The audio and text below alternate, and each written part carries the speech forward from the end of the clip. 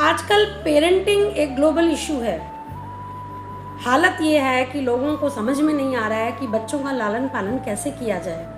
Best luxury देते हैं, best education देते हैं, इसके बावजूद रोज़ ऐसी घटनाएं सामने आती हैं कि बच्चे ने स्कूल की बालकनी से कूद के हत्या कर ली, आत्महत्या कर ली, बच्चा ट्रेन के आगे जाकर कूद गया। तो मतलब सब कुछ देने के बावजूद इतनी मेंटल फिज़िकल इतनी प्रॉब्लम्स क्यों हैं?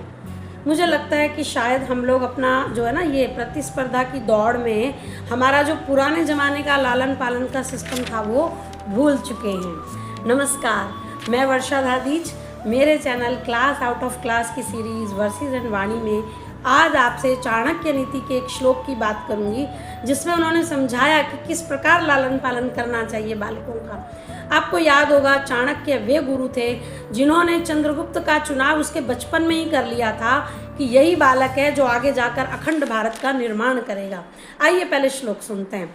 लालेत 5 वर्षाणि 10 वर्षाणि ताड़येत प्राप्तेत तु षोडशे वर्षे पुत्र मित्रम वदाचरेत। तो वे कहते हैं कि देखिए, बच्चे को जन्म से लेकर 5 वर्ष तक की आयु जब तक हो जाए, सिर्फ और सिर्फ प्यार और दुलार देना चाहिए। बच्चा ना समझ होता है, उसे स्नेह से संसार की समझ देनी चाहिए ताकि उसका मानसिक विकास सुरक्षा की भावना से हो। फिर हम बात करते हैं अगले 10 वर्षों की, यानी 6 साल से लेकर 15 साल तक के बच्चे की बात करते हैं। उसे अनुशासन में रखना चाहिए। ताड़यत का मतलब ये नहीं कि रोज़ उसको मारपीट के अनुशासन सिखाया जाए, उसमें संस्कार ही ऐसे डालें, उसमें हम आदतें ही ऐसी डालें कि बच्चा जो है जब तक बड़ा हो, जब तक वो 15 वर्ष तक पहुँचे, वो उसे लगे कि ये नॉर्मल है। मेरी उम्र के बच्चों के साथ यही होना है कि उनमें सही संस्कार आने हैं, उनमें सही आदतें आनी हैं।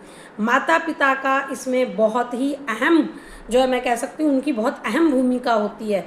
माता पिता सोचते हैं कि हम कुछ भी करते रहे और बच्चा सब कुछ सही करता रहे, ऐसे नहीं हो सकता है। फिर हम आते हैं 16 वर्ष पर। प्राप्ते तु षोडशे वर्षे, माने 16 वर्ष होने के बाद बच्चे के साथ में मित्र की तरह व्यवहार करना चाहिए, क्योंकि उसका अपना व्यक्तित्व विकसित हो चुका होता है। दबाव डालने से वो विद्रोही हो सकता है। आदेश देने की बजाय उसे सलाह देनी चाहिए, उसकी भी बात सुननी चाहिए। आपने कहावत सुनी होगी कि जब बेटे के पैर जो है बाप के जूते में बराबर आने लग जाएं तो अब बेटा दोस्त बन गया है।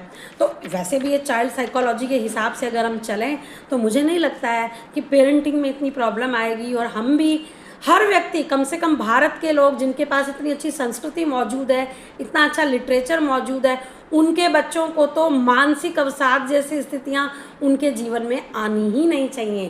पूरा परिवार मिलकर उनका जो है लालन पालन करे।